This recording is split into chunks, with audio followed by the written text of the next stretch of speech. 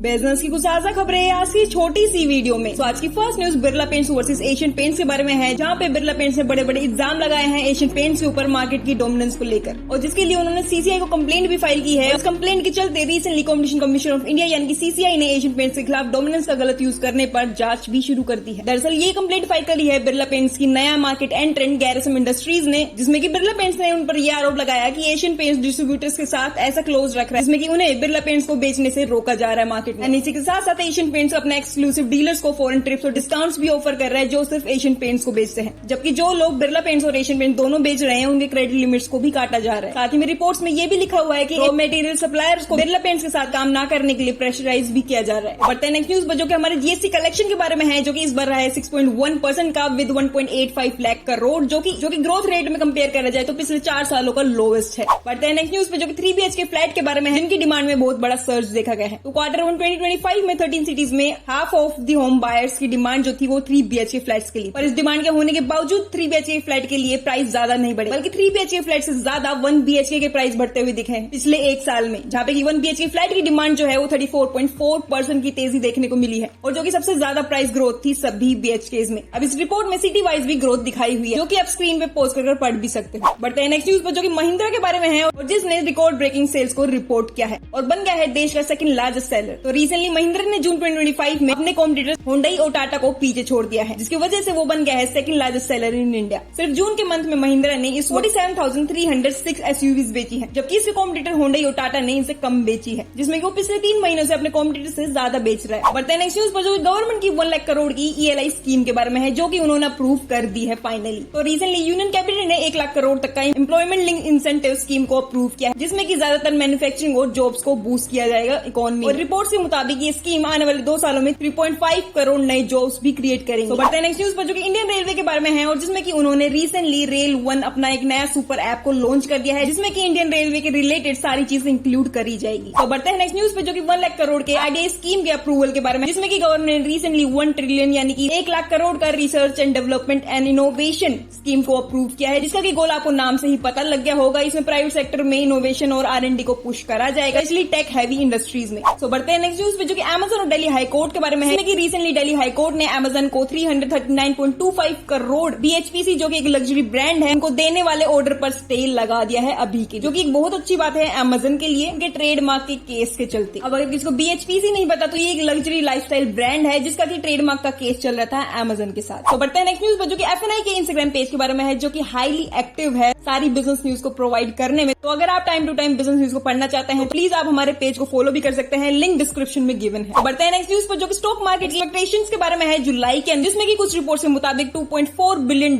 Raise करे जाएंगे IPO के थ्रू। तो रिसेंटली कुछ इन्वेस्टमेंट बैंकर्स के मुताबिक इंडियन फर्म जुलाई में $2.4 बिलियन यानी कि 20,000 करोड़ IPO से रेज कर सकते हैं, और इसके पीछे एक स्ट्रॉन्ग रीजन इसलिए है कि जून में 16,800 करोड़ रेज हुए हैं। तो अभी भी इन्वेस्टमेंट बैंकर्स और इन्वेस्टमेंट बैंक्स देख रहे हैं कि ये ग्रोथ बनी रहेगी आगे तक, जिसमें कि उन्होंने इस वक्त 20,000 करोड़ के IPO एक्सपेक्टेशंस रखे हैं मार्केट से। तो बढ़ते हैं नेक्स्ट न्यूज पर, जो कि दिल्ली गवर्नमेंट के एक बहुत बड़े लॉन्च के बारे में है, जिसमें कि उन्होंने एयर पोल्यूशन से लड़ने के लिए एक बहुत बड़ा डिसीजन लिया है, जिसमें कि वो 10 साल से पुराने व्हीकल्स को दिल्ली में किसी भी पेट्रोल पंप पर फ्यूल नहीं देने वाले। ये कैंपेन उन्होंने स्टार्ट किया है टू फाइट एयर पोल्यूशन। और अब डीजल व्हीकल 10 साल से पुराने और पेट्रोल व्हीकल 15 साल से पुराने अगर है, तो उसको आप फ्यूल नहीं करवा सकते दिल्ली के अंदर। बढ़ते हैं नेक्स्ट न्यूज पर, जो कि ग्रामरली के बारे में है, जिसको कि आप सभी लोग जानते ही होंगे। तो उसने एक नए स्टार्टअप को एक्वायर किया है, जो कि है सुपर ह्यूमंस, जो कि एक AI बेस्ड ईमेल टूल है। अब उन्होंने किस वैल्यूएशन में इसको एक्वायर किया है, तो इसका कोई भी आइडिया नहीं है कि अभी तक ये चीज बाहर नहीं आई है कंपनी की तरफ से। इसके अलावा बढ़ते हैं नेक्स्ट न्यूज पे, जो कि इस चैनल के बारे में है, जिसको आप फॉलो कर सकते हो अगर आप शॉर्ट बिजनेस न्यूज में इंटरेस्टेड हो तो,